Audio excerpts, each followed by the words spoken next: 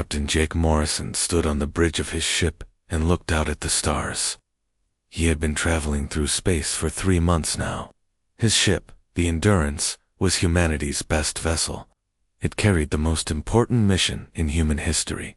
Today, humans would meet aliens for the first time. Jake felt nervous but excited. Behind him, his crew worked at their stations. Lisa Parker, the diplomat, checked her notes one more time. Dr. Alex Turner studied his computer screen full of data about alien species.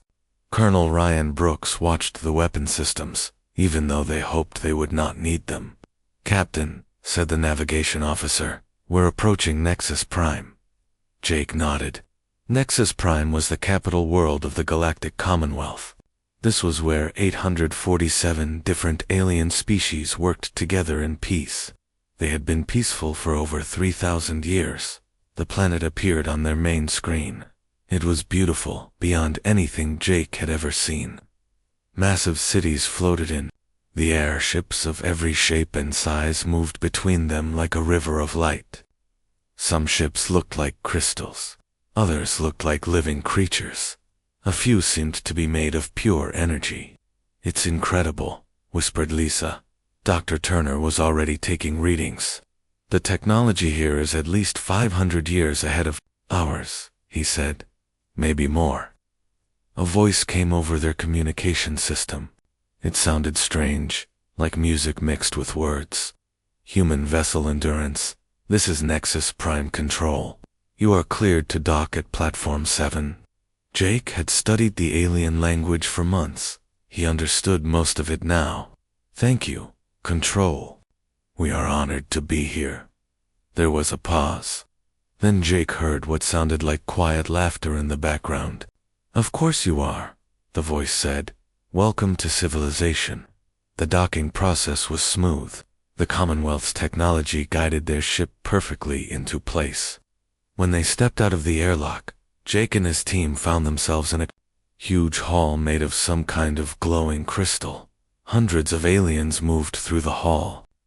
Jake had studied pictures of many species, but seeing them in person was different. The Zephyrians looked like tall, graceful beings made of blue light. The collective moved as one group, their minds connected. The ancient Valdorians walked slowly, their skin looking like living stone.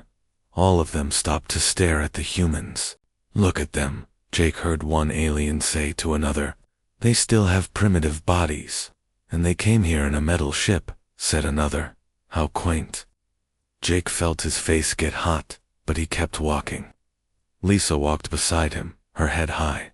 Dr. Turner and Colonel Brooks followed behind. They were led to a massive chamber where the Commonwealth Council met. The ceiling was so high that Jake could barely see it. Thousands of seats held representatives from different worlds. In the center stood a tall, crystal-like being that sparkled with inner light. "I am Chancellor Kethver," the being said. His voice echoed through the chamber. "Welcome, humans, to the Galactic Commonwealth." Jake stepped forward. "Thank you, Chancellor. I am Captain Jake Morrison. We come in peace, hoping to learn and to contribute to your great alliance." The Chancellor's light flickered in what might have been amusement. "Contribute? How interesting. Tell me, Captain Morrison, what could your species possibly contribute to our civilization?" Jake had prepared for this question. "We are explorers. We are scientists. We are builders. We have much to offer." "Explorers," the Chancellor's voice carried a tone of gentle mockery. "You have barely left your own solar system. Scientists, your technology is centuries behind ours. Builders, we have seen your cities. They are ... simple." Murmurs of what sounded like laughter came from the watching aliens. Jake felt his team tense behind him. "We are young," Jake admitted, "but we learn quickly. We adapt. We overcome challenges." "Yes," said Chancellor Kethver, "we have studied your history. You are quite good at overcoming challenges through violence. Your species has spent most of its existence at war with itself." The laughter grew louder. Jake saw aliens shaking their Heads are making gestures that seemed to mean the same thing. Most civilized species, the Chancellor continued, evolve past such primitive behavior. The Zephyrians transcended physical conflict 2,000 years ago. The collective achieved perfect harmony through shared consciousness. The Valdorians found peace through wisdom and patience. But humans, said another voice, still solve problems by fighting. Dr. Turner stepped forward. That's not entirely fair. We have been at peace for over 50 years now. 50 years. The Chancellor's light grew brighter with what was clearly amusement. Child, some of us have been at peace for 50 centuries. Your species is like an infant who has just learned to walk. Colonel Brooks moved slightly forward, but Jake held up a hand to stop him. We understand we have much to learn, Jake said carefully. That's why we're here. Indeed, said the Chancellor, and we are willing to teach. The Commonwealth will offer humanity junior membership. You will have access to our markets, our knowledge, and our protection. In return, you will accept certain ... limitations. Lisa spoke up. What kind of limitations? Nothing. Too restrictive, the Chancellor said. You will limit your territorial expansion to your current system. You will stop developing military technology. You will allow us to monitor your activities to ensure you don't fall back into your violent ways. The chamber fell silent. Jake felt his heart sink. These weren't the terms of an alliance. These were the terms of surrender. We need time to consider your offer, Jake said. Of course, the Chancellor replied. Take all the time you need. A few days should be more than enough for minds such as yours to understand. More laughter filled the chamber. Jake and his team were escorted out by a group of floating robots that looked like silver bubbles as they walked back to their ship. Jake could hear aliens talking about them. Poor things, said one. They're trying so hard to be civilized. Give them a few hundred years, said another. Maybe they'll evolve past their need for violence. If they don't destroy themselves first, added a third. Back on the Endurance. Jake called his team together in the meeting room. Lisa looked angry. Dr. Turner seemed fascinated and insulted at the same time. Colonel Brooks looked like he wanted to hit something. Well, Jake said, that went about as well as expected. They're treating us like children, Lisa said. No. Worse. Like dangerous children who need to be watched. They're not wrong about our history, Dr. Turner said. We have been violent. We have fought wars for thousands of years. And that's what kept us alive, Colonel Brooks said. While they were evolving into peaceful philosophers, we were learning how to survive. Survive against what? Lisa asked. Against each other. Against everything, Brooks replied. Against nature. Against enemies. Against impossible odds. That's what we do. Jake looked out the window at the beautiful, peaceful ships moving through space. The question is, he said, what happens when their peaceful galaxy meets something that doesn't want to be peaceful? Dr. Turner pulled up data on his screen. According to their records, they haven't had a real war in over 1,000 years. Their weapons are designed to disable, not destroy. Their strategies are based on negotiation and containment. They've forgotten how to fight, Brooks said quietly. Maybe that's good, Lisa said. Maybe that's what civilization should be. Jake nodded, but he felt uneasy. In his experience, peace was something you had to fight for. It wasn't something that just happened. And he wondered what would happen to this beautiful, peaceful galaxy when it met something that didn't care about their civilization. He had no way of knowing that in just 2 years, he would find out. 2 years had passed since humanity joined the Commonwealth as junior members. Captain Jake Morrison now commanded a newer ship, the Endurance II, which used some Commonwealth technology mixed with human designs. The ship was faster and stronger than before, but it still looked rough compared to the elegant alien vessels. Jake was patrolling the outer edge of Commonwealth space when the emergency signal came through. His communication officer, Ben Parker, looked up from his station with a worried face. "Captain, we're getting a distress call from New Helios. It's a Zephyrian colony world about 6 hours away." Jake knew New Helios. It was a peaceful world where the energy-based Zephyrians grew their crystal gardens and studied the stars. They had about 2 million inhabitants, all living in harmony. "What's the nature of the emergency?" Jake asked. "Unknown ships approaching their system," Ben replied. "The Zephyrians are requesting immediate assistance." Jake's engineer, Maya Collins, looked up from her console. "Captain, I'm reading something strange. The Commonwealth defense grid is activating all along the outer rim. This isn't just about New Helios." Jake felt a chill run down his spine. Set course for New Helios. Maximum speed.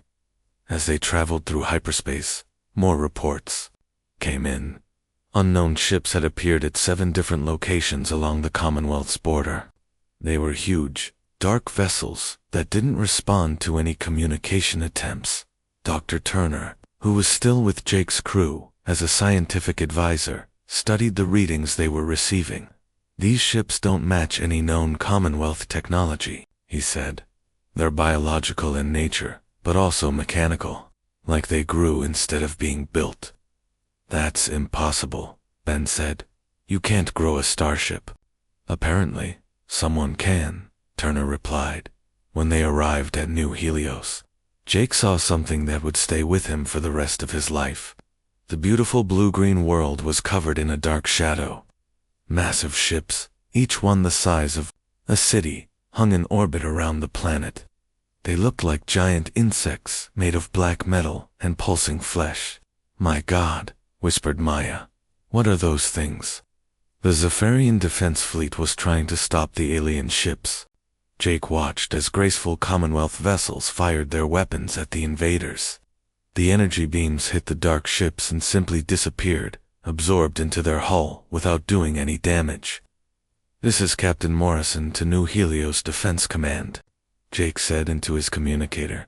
"We're here to assist." The reply came from Commander Veltar, a Zephyrian Jake had met before. "Captain Morrison, thank the stars you're here. These ships appeared 3 hours ago. They won't respond to our communications, and our weapons have no effect on them." "What are they doing?" Jake asked. They're feeding," Veltar said, his voice filled with horror. "They're somehow draining the life from our planet. Our people are dying, Captain. The cities are going dark one by one." Jake watched in horror as one of the alien ships extended what looked like giant tentacles toward the planet's surface. Where the tentacles touched, the land turned gray and lifeless. The beautiful crystal cities of the Zephyrians began to crumble. "All Commonwealth ships, this is Captain Morrison," Jake announced. "We need to coordinate our attack. Focus fire on the tentacles." "Captain Morrison," came another voice. "This is Admiral Zenthkar of the Commonwealth Fleet. Your vessel is not authorized to engage in combat operations." Jake couldn't believe what he was hearing. "Admiral, with respect, people are dying down there. We are attempting to establish communication with these beings," the Admiral replied. "Violence is not the answer. We must find a peaceful solution." "There is no peaceful solution," Jake shouted. "They're killing everyone on that planet." But the Commonwealth ships continued their attempts to communicate, while the alien vessels continued their feeding. Jake watched as more tentacles reached down to the planet's surface. Entire cities were being drained of life. "Captain," Maya said quietly, "we have to do something." Jake looked at his crew. They all had the same expression on their faces. They couldn't just watch this happen. "Ben, target the tentacles with everything we have," Jake ordered. "Maya, give me full power to weapons." "Captain," Dr. Turner said, "the Admiral specifically ordered us not to engage." "The Admiral is wrong," Jake replied, "and those people are dying while he tries to talk to creatures that don't want to talk." The Endurance 2 opened fire with its hybrid weapons. Human-designed missiles, mixed with Commonwealth energy beams, struck the alien tentacles. For a moment, Jake thought they had failed, like the others. Then something amazing happened. The tentacles pulled back from the planet's surface. The alien ship they had hit actually moved away from the world. It worked, Ben shouted. We hurt them. How is that possible? Came Admiral Zenthkar's voice over the communication system. Our weapons had no effect. Dr. Turner was studying his readings. Our weapons are different, he said. We designed them to destroy, not just disable. The Commonwealth weapons are meant to stop ships, not kill them. But these creatures, they only respond to lethal force. Jake felt sick, but he knew what had to be done. All human vessels in the area. This is Captain Morrison. We need to drive these ships away from the planet.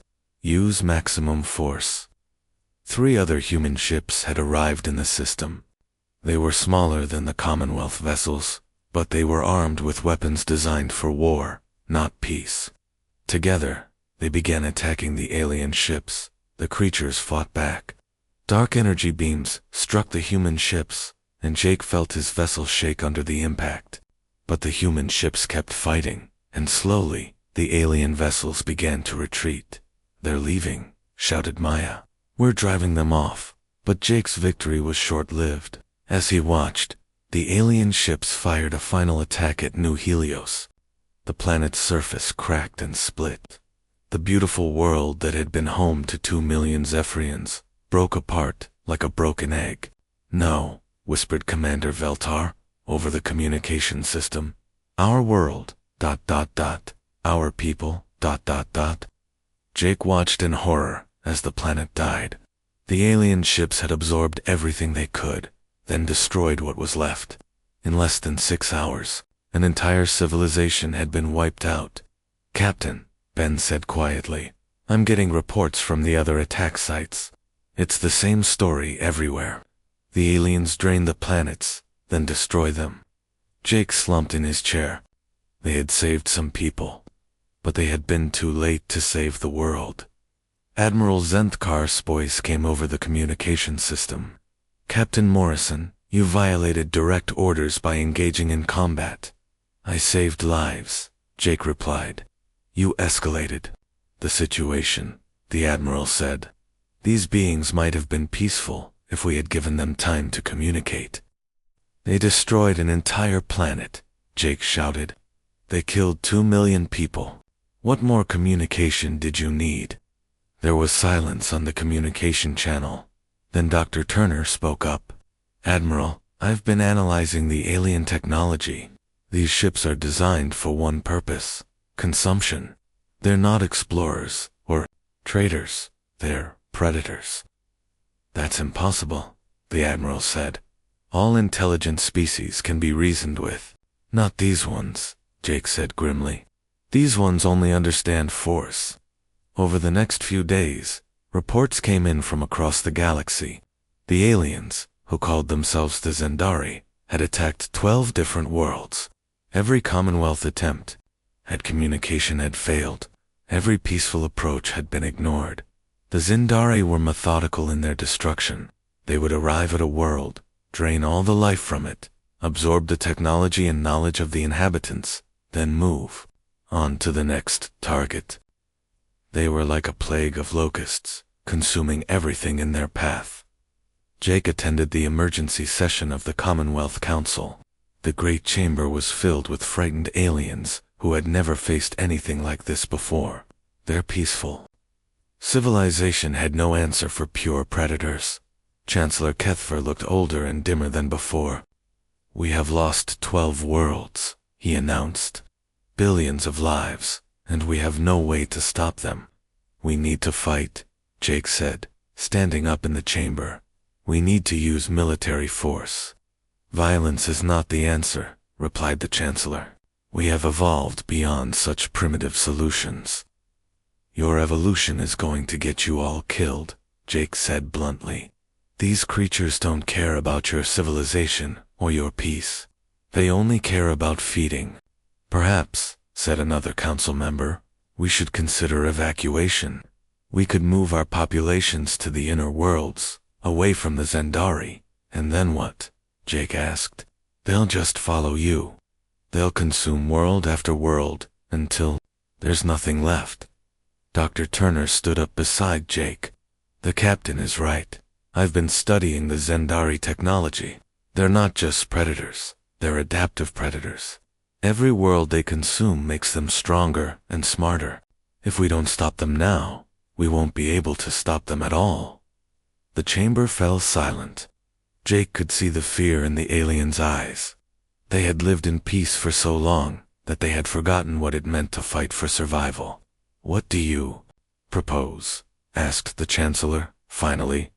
Jake looked around the chamber at all the alien faces. Let us fight them. Let humanity do what we do best. And what is that? Asked the Chancellor. War, Jake replied simply. We know how to fight. We know how to kill. And right now, that's exactly what your galaxy needs. The chamber erupted in shocked voices. Some aliens were horrified by Jake's words. Others looked thoughtful. A few actually looked hopeful. As Jake left the chamber, he knew that everything was about to change. The galaxy had laughed at humanity's violent nature. Now they were going to need it to survive. The Commonwealth had lost 23 worlds in 4 months. Each attack was the same. The Zendari ships would arrive, drain the life from the planet, absorb everything they could, then move on to the next target. The peaceful aliens had tried everything they could think of. They offered trade. They offered territory. They offered to share their technology. The Zendari consumed their diplomats, along with everything else. Admiral Chris Murphy stood on the bridge of his flagship, the Defiant, and watched the Commonwealth fleet practice their maneuvers. The alien ships moved in perfect formation, beautiful and graceful as they had been designed to be. But Murphy knew they were about as effective against the Zendari as throwing flowers at a hurricane. Sir, said his tactical officer, Commander. Steve Rogers, the Commonwealth Admiral, is requesting another strategy meeting. Murphy sighed. Let me guess. They want to try sending another peace envoy. Actually, sir, they want to know if we can teach them how to fight. Murphy raised an eyebrow. That was new. For months, the Commonwealth had insisted that violence was not the answer. They had been horrified when human ships actually destroyed Zendari vessels, instead of just trying to disable them. Tell Admiral Zenthkar, I'll be right over, Murphy said. An hour later, Murphy found himself in the Commonwealth flagship's meeting room. The room was designed to promote peaceful discussion, with soft lighting and comfortable chairs arranged. In a circle, Admiral Zenthkar, a tall, thin alien with silver skin, looked exhausted. Admiral Murphy, Zenthkar said, we need your help. Our strategies are not working against these creatures. I told you that months ago, Murphy replied. The Zendari don't want to talk. They want to eat. You can't negotiate with a shark. But surely there must be some way to communicate with them, said another Commonwealth officer. All intelligent species can be reasoned with. Murphy pulled up a holographic display showing the recent battles. Look at these recordings. The Zendari don't just destroy ships, they absorb them. They literally eat the technology and the crew members. They're learning from everything they consume. Dr. Turner, who had been working with the Commonwealth science teams, nodded grimly. The Admiral is right. Each attack shows the Zendari adapting to our tactics. They're getting smarter and stronger with every world they take. So what do we do? Asked Zenthkar. Murphy looked around the room at the alien faces. They were all watching him with desperate hope. We do what humans have always done when faced with an enemy that won't listen to reason. We destroy them. But how? Asked another officer. They absorb our weapons. They adapt to our strategies. Because your weapons and strategies are designed for peace, Murphy said. You're trying to disable them, not kill them. You're trying to capture them, not destroy them completely. Murphy activated another display. Human weapons are different. We don't just want to stop an enemy ship. We want to make sure it never threatens us again. We don't just want to win a battle. We want to win the war. Commander Rogers stepped forward. Sir, if I may, the Commonwealth forces have been trying to fight the Zendari, like they're fighting other Commonwealth ships. But the Zendari aren't civilized. They're predators. Exactly, Murphy said. You can't use civilized tactics against uncivilized enemies. You have to fight fire with fire. Admiral Zenthkar looked uncomfortable. You're talking about total war, about destroying the enemy completely. Yes, Murphy said simply. That's exactly what I'm talking about. The room fell silent. Murphy could see the aliens struggling with the concept. They had been peaceful for so long that the idea of total war was foreign to them. Show us, Zenthkar said finally. Show us how to fight like humans. Murphy smiled grimly. The first lesson is the hardest one. You have to accept that some enemies can't be saved. Some enemies have to be destroyed. The next day, Murphy began training the Commonwealth forces in human military tactics. It was like teaching children how to use weapons. The aliens had the technology, but they didn't have the mindset. Captain Laura Davis, who served as the human military liaison, worked with a group of Commonwealth officers on basic combat principles. The goal is not to have a fair fight, she explained. The goal is to win. You use every advantage you have. You strike first, you strike hard, and you don't give the enemy time to recover. The alien officers looked shocked. But that's not honorable, one of them said. Honor doesn't matter if you're dead, Davis replied. The Zendari aren't worried about honor. They're worried about feeding, so we need to stop them from feeding. Colonel Brooks worked with the Commonwealth tactical teams on deception and misdirection. War isn't just about shooting, he said. It's about making the enemy think you're doing one thing while you're actually doing something else. The concepts were difficult for the peaceful aliens to understand. They had lived in a galaxy where everyone told the truth, where agreements were honored, where conflicts were resolved through discussion. The idea of lying to an enemy, of setting traps, of using the enemy's own nature against them, was completely foreign. But they were learning, and they were learning fast, because they had to. The test came when the Zendari attacked the Kepler system. This time, instead of trying to communicate or establish peaceful contact, the Commonwealth fleet was ready for war. Commander Rogers led a joint human Commonwealth strike force. The plan was simple and brutal. Hit the Zendari ships before they could start feeding on the planet. Use maximum force. Don't give them time to adapt. All ships. This is Rogers, he announced as the fleet dropped out of hyperspace. Remember what we practiced. We're not here to disable these ships. We're here to destroy them. Target their feeding. Tentacles first, then their main hulls. Maximum firepower. The battle was unlike anything the Commonwealth had ever seen. Human ships attacked with weapons designed to completely destroy their targets. Commonwealth ships, following human tactics, focused their fire on critical systems instead of trying to disable the enemy ships harmlessly. The Zendari fought back, but they were not prepared for this new kind of warfare. They had adapted to the Commonwealth's peaceful tactics, but they had not expected total war. It's working, shouted Lieutenant Amy Foster from her strike ship. They're pulling back. But Rogers knew better. He had studied the Zendari patterns. Don't let them retreat, he ordered. If they escape, they'll adapt to our tactics and come back stronger. We have to finish this now. The human and Commonwealth ships pursued the retreating Zendari vessels. It was a running battle across the entire system. When the last Zendari ship was destroyed, the Commonwealth officers were quiet. We did it, said one of them finally. We actually won. Yes, Rogers said. But look at what it cost us. The Commonwealth officers looked at the tactical display. They had destroyed the Zendari ships, but they had also completely destroyed them. There was nothing left to study, nothing left to learn from, nothing left to possibly communicate with. This is what war means, Rogers said quietly. When you fight for survival, you can't afford to be gentle. You can't afford to be merciful.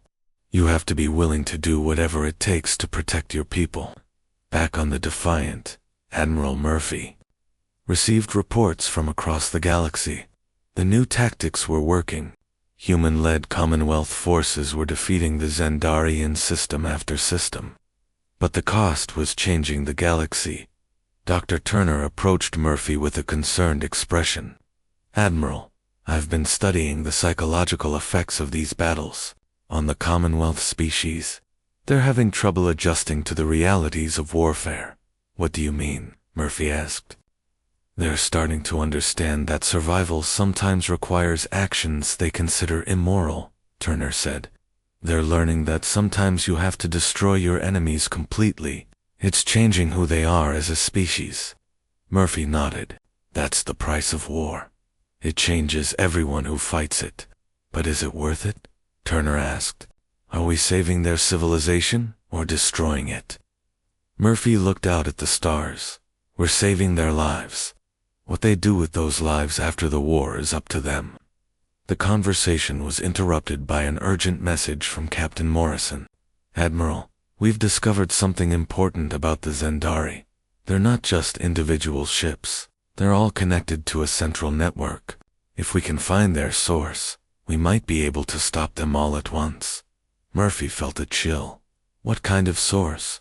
A homeworld, Morrison replied. A place where they all come from. And sir, if my calculations are correct, they're not just attacking randomly. They're moving in a pattern, heading for something specific. What are they heading for? Murphy asked. The Commonwealth core worlds, Morrison said. They're going to attack Nexus Prime. Murphy closed his eyes. Nexus Prime was the heart of the Commonwealth. It was where billions of aliens lived in peace. If the Zendari reached it, they would absorb the entire galactic civilization. How long do we have? Murphy asked.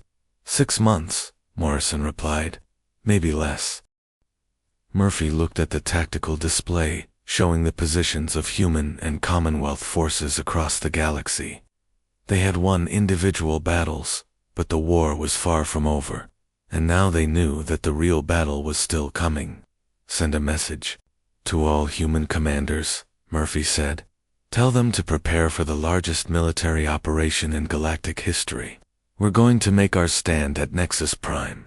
As the message went out, Murphy realized that the galaxy was about to see what humans were really capable of when they fought with everything they had. The Commonwealth had laughed at humanity's violent nature. Soon, they would depend on it for their very survival. General Kate Sullivan stood in the war room on Nexus Prime and looked at the largest tactical display she had ever seen. The holographic map showed the entire galaxy, with red dots marking Zendari positions and blue dots showing Commonwealth defenses. The red dots were moving steadily toward the center of the galaxy, toward Nexus Prime. They'll be here in 3 weeks, said Colonel Brooks, pointing at the display. And when they arrive, they'll have the largest fleet we've ever seen. Sullivan nodded grimly. The Zendari had been gathering their forces for months. Every world they consumed made them stronger. Every ship they absorbed gave them new technology. They were no longer just predators. They were an unstoppable swarm, heading for the heart of galactic civilization. How many ships are we talking about? Asked Chancellor Kethfer. The crystal being looked older and dimmer than ever before. Our best estimate is over 10,000 vessels, Brooks replied. They've absorbed the technology and resources of 53 worlds. They're not just coming to feed, they're coming to end the Commonwealth permanently. The room fell silent. Around the table sat representatives from dozens of species, all of them looking at Sullivan with desperate hope. 6 months ago, they had looked down on humanity as primitive and violent. Now they were begging humans to save them. General Sullivan, said Admiral Zenthkar, what do you recommend? Sullivan looked around the room at the alien faces. They were all waiting for her to perform a miracle. We make our stand here, she said finally. We use every ship, every weapon, every advantage we have, and we fight like our lives depend on it. But they outnumber us 5 to 1, said another Commonwealth officer. How can we possibly win? By fighting smarter, not harder, Sullivan replied. The Zendari are expecting us to meet them in open battle. Instead, we're going to do something they won't expect. Dr. Turner, who had been working on analyzing Zendari technology, stepped forward. General, I may have found something. The Zendari ships are all connected to a central network. They share information instantly across their entire fleet. That's what makes them so dangerous, said Brooks. They learn from every battle. Yes, Turner said, but it's also their weakness. If we can find a way to turn that network against them, we might be able to defeat the entire fleet at once. Sullivan raised an eyebrow. What do you have in mind? Turner activated a new display. I've been working on a biological weapon, a virus, that attacks their biomechanical systems. If we can get it into their network, it will spread to every ship. A virus? Asked the Chancellor. That sounds like something that could affect other species as well. It's designed specifically for Zendari biology, Turner said. It won't affect anyone else. But there's a problem. We need to get it into their network, and the only way to do that is to let them absorb it. The room erupted in shocked voices. You're talking about sacrificing ships, said Admiral Zenthkar. Sacrificing crews. Yes, Turner said quietly. Someone has to let the Zendari consume them while carrying the virus. It's the only way to get it into their network. Sullivan looked at the tactical display. The red dots were getting closer to Nexus Prime every day. How many ships would we need to sacrifice? 12, Turner replied. Maybe more, and they would have to fight just hard enough to make it look real before allowing themselves to be consumed. The Commonwealth officers looked horrified. The idea of deliberately sacrificing their own people went against everything they believed in. I'll do it, said Commander Rogers quietly. I'll lead the sacrificial fleet. Steve, no, said Admiral Murphy. We can find another way. There is no other way, Rogers replied. And if we don't do this, the Zendari will consume the entire galaxy. At least this way, our deaths will mean something. Sullivan looked around the room. I won't order anyone to do this. It has to be volunteers only. You'll have volunteers, said Captain Morrison. More than you need. Over the next week, Sullivan worked with the Commonwealth military leaders to prepare for the largest battle in galactic history. The plan was complex and dangerous. They would set up a series of defensive lines around Nexus Prime, each one designed to slow down the Zendari advance and funnel them into a specific location. Lieutenant Amy Foster was put in charge of training mixed human Commonwealth units. Remember, she told her students, the Zendari are not like us. They don't feel fear. They don't feel pain. They don't care about honor or mercy. They only care about feeding. The alien soldiers struggled with the concepts she was teaching. Ambush tactics, psychological warfare, the use of deception and misdirection. These were things their peaceful cultures had never developed. It feels wrong, said one Zephyrian officer. We're becoming like them. No, Foster replied. We're becoming what we need to be to survive. There's a difference. Meanwhile, Dr. Turner worked frantically to perfect his biological weapon.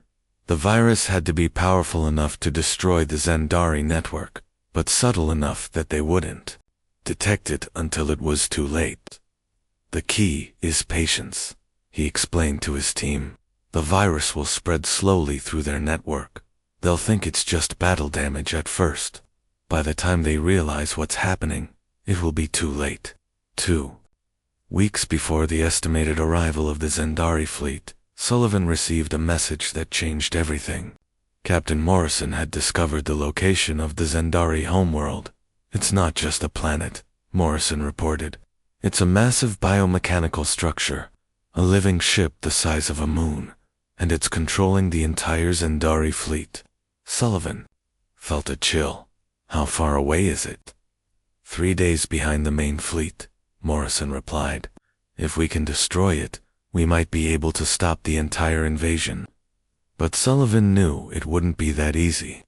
The Zendari homeworld would be heavily defended, and even if they could reach it, they would need to somehow get past whatever defenses it had. There's more, Morrison continued. The homeworld isn't just controlling the fleet. It's feeding on the energy from all the worlds they've consumed. If we don't stop it, it will eventually consume the entire galaxy.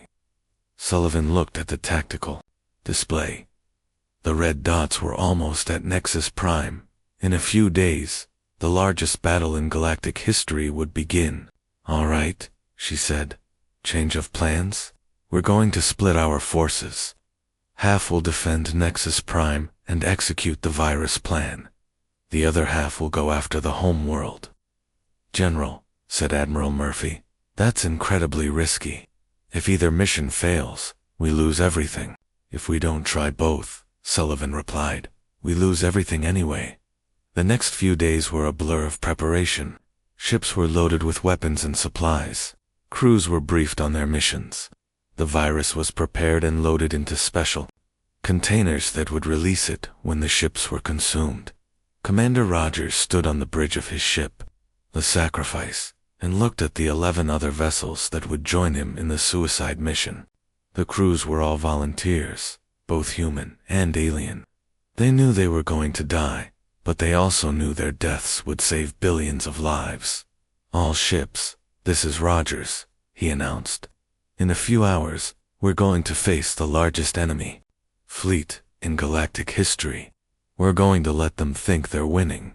We're going to let them consume us, and then we're going to destroy them from the inside. The response came from every ship in the fleet. We're ready, Commander. At the same time, Admiral Murphy was preparing his own fleet for the attack on the Zendari homeworld. It was a desperate mission with little chance of success, but it was their only hope of ending the war. Remember, Murphy told his captains, we're not just fighting for the Commonwealth. We're fighting for every species in the galaxy. If we fail, there won't be anyone left to remember us. As the two fleets prepared to depart, General Sullivan received one final message from Earth. It was from President Davis, speaking on behalf of all humanity. General, the President said, the whole galaxy is watching. Show them what humans can do when we fight for something bigger than ourselves. Sullivan looked out at the stars, where the Zendari fleet was approaching. Soon, the galaxy would learn whether humanity's violent nature was a blessing or a curse. All units, this is General Sullivan, she announced. Operation Firewall is now in effect. God help us all. The battle for the galaxy was about to begin. The Zendari fleet arrived at Nexus Prime, like a dark cloud covering the stars. 10,000 biomechanical ships, each one the size of a city, moved through space with deadly purpose. From the bridge of the Defiant, Admiral Murphy watched the enemy fleet approach and felt a chill run down his spine. They're even bigger than we thought, said his tactical officer. Some of those ships are the size of moons. Murphy nodded grimly. The Zendari had consumed 53 worlds. Every victory had made them stronger. Now they were here to finish what they had started. All defensive positions, report in, Murphy ordered. The reports came in from across the Nexus Prime system. Commonwealth ships were hidden behind asteroids, moons, and space stations. Human vessels were mixed in with the alien ships, their crews ready for the most important battle of their lives. This is Rogers, came the voice of Commander Steve Rogers. Sacrificial fleet is in position. We're ready to begin the deception. Murphy closed his eyes for a moment. Rogers and his crews were about to die, so that the rest of the galaxy could live. Good luck, Steve. Make it count. The battle began as the Zendari fleet reached the outer edge of the system. Rogers led his 12 ships in what appeared to be a desperate attack on the enemy's leading vessels. The Commonwealth, watching from their hidden positions, saw the small human fleet charge straight at the massive Zendari armada. They're going to be slaughtered, whispered one Commonwealth officer. That's the point, replied General Sullivan, grimly. They have to make it look real. Rogers and his ships fought with everything they had. They fired every weapon, used every tactic they knew. For a few moments, it looked like they might actually succeed. They destroyed 3 Zendari ships and damaged several others, but the enemy fleet was too large. One by one, Rogers' ships were surrounded and consumed by the biomechanical predators. The last transmission from Rogers was simple. "Virus is deployed. Tell my family I died fighting." The Zendari ships that had consumed Rogers' fleet continued their advance toward Nexus Prime. Hidden in their biomechanical systems, Dr. Turner's virus began to spread. It moved slowly, carefully, designed to look like normal battle damage. While the virus worked its way through the Zendari network, Admiral Murphy led the second part of the plan. His fleet had slipped away from Nexus Prime and was now approaching the Zendari homeworld. The massive biomechanical structure hung in space like a living moon, pulsing with dark energy. "It's beautiful," whispered Maya Collins from the engineering station, "and terrifying." Murphy studied the readings. The homeworld was defended by over 1,000 ships, but they were smaller than the main fleet. More importantly, they were focused on protecting the structure, not on fighting an attacking force. "All ships, this is Murphy," he announced. "We're going to hit them fast and hard. Target the power sources. We need to disrupt their control of the main fleet." The battle at the homeworld was vicious. Human and Commonwealth ships attacked with everything they had. The Zendari defenders fought back with weapons that could tear apart planets. Ships on both sides were destroyed in moments. Captain Morrison, commanding the Endurance 3, led a strike team directly at the homeworld's surface. "I'm reading massive energy signatures," he reported. "This thing is like a giant brain. It's controlling every Zendari ship in the galaxy." "Then we need to give it a headache," Murphy replied. Morrison's team penetrated the homeworld's defenses and began attacking the biomechanical structures on its surface. Each hit caused ripples of energy to spread across the massive organism. In space around Nexus Prime, the Zendari ships began to move more slowly, their coordination breaking down. But the virus was working too. Dr. Turner's biological weapon had spread throughout the main fleet's network. The Zendari ships began to turn on each other, their own biology becoming their enemy. "It's working," shouted Lieutenant Foster from her position near Nexus Prime. "They're attacking their own ships." The Zendari fleet, which had seemed unstoppable just hours before, began to tear itself apart. Ships that had been perfectly coordinated now fired on each other. The virus spread faster as the network tried to adapt, but it was too late. At the homeworld, Murphy's fleet was taking heavy casualties. The Zendari defenders were fighting with desperate fury, knowing that their entire species was at stake. But the human ships kept coming, kept attacking, kept fighting, even when it seemed hopeless. Admiral Morrison reported, "I'm inside the homeworld's central chamber. It's like being inside a living computer, but I can see the control nodes. If I can destroy them, it should disrupt their entire network." "Do it," Murphy ordered. "Whatever it takes." Morrison and his team fought their way through the biomechanical corridors of the homeworld. The structure itself seemed to be alive, trying to stop them with tentacles and acid and creatures that looked like living nightmares. "This is it," Morrison said as they reached the central chamber. "The heart of their network. If we destroy this, we destroy them all." But as Morrison prepared to plant the explosives, he realized something terrible. The homeworld wasn't just controlling the fleet, it was keeping the Zendari alive. If he destroyed it, every Zendari in the galaxy would die. "Murphy," Morrison said into his communicator, "I need to know something. Are we trying to stop the Zendari or destroy them completely?" Murphy was quiet for a long moment. "What's the difference?" "If I destroy this, we commit genocide," Morrison replied. "We wipe out their entire species, and if you don't, they'll eventually recover and start consuming worlds again," Morrison said. "Maybe not today, Maybe not tomorrow, but someday. Murphy thought about all the worlds the Zendari had consumed, all the billions of lives they had taken, all the civilizations they had destroyed. Do it, he said finally. End this. Morrison set the charges and retreated with his team. The explosion that followed was visible from space, a brilliant flash of light that tore through the homeworld's biomechanical structure. The massive organism shuddered and began to break apart in space around Nexus Prime. The effect was immediate. The Zendari ships, already weakened by the virus, began to shut down completely. One by one, the great biomechanical vessels went dark and drifted lifeless through space. It's over, whispered General Sullivan. They're all dead. The battle for the galaxy had lasted 18 hours. When it was over, the Zendari were extinct. Every ship, every creature, every trace of their species had been wiped out. The galaxy was safe, but at a terrible cost.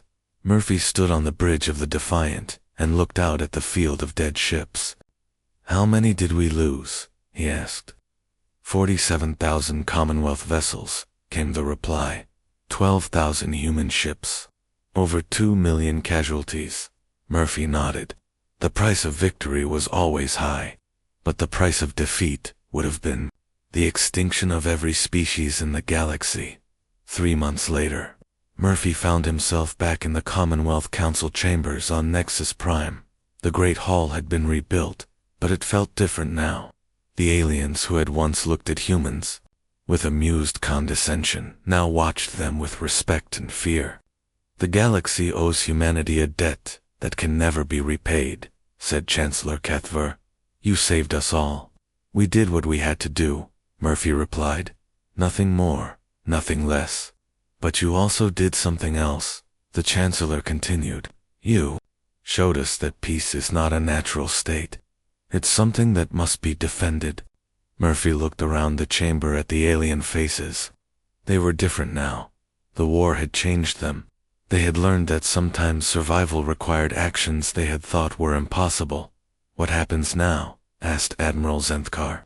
Now, we rebuild, Murphy said. We remember what we learned, and we make sure this never happens again. The Commonwealth voted to establish the Human Defense Corps, a permanent military force led by humans, but staffed by volunteers from every species. Their mission was simple: protect the galaxy from threats that couldn't be negotiated with. Captain Morrison, now promoted to Admiral, was put in charge of training the new force. The first lesson he told his mixed class of human and alien officers is that peace is not the absence of conflict, it's the presence of justice, and sometimes justice requires force. The alien students listened carefully. They had learned that their peaceful evolution, while admirable, had left them vulnerable to enemies who didn't share their values. The second lesson, Morrison continued, is that we never fight because we want to. We fight because we have to. The moment we start enjoying war, we become the enemy. Years passed. The galaxy rebuilt itself, but it was different now.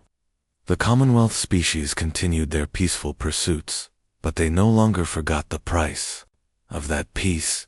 Human ships patrolled the outer rim, watching for threats that might come from the darkness between stars.